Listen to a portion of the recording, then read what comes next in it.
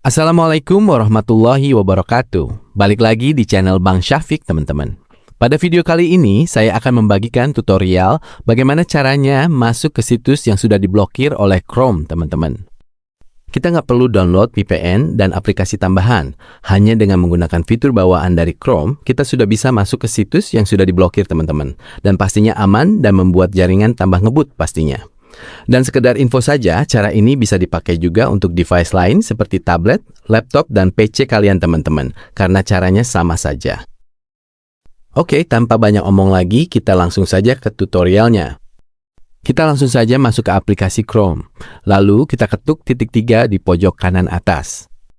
Lalu kita pilih setelan. Lalu kita pilih privacy dan keamanan.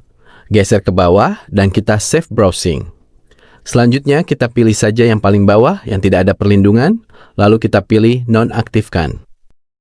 Lalu kita pilih kembali, lalu kita geser ke bawah, kita cari menu gunakan DNS aman.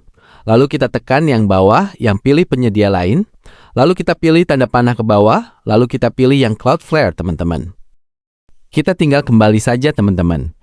Nah, dengan cara ini, kita sudah bisa masuk ke semua situs yang sudah diblokir oleh Chrome, teman-teman.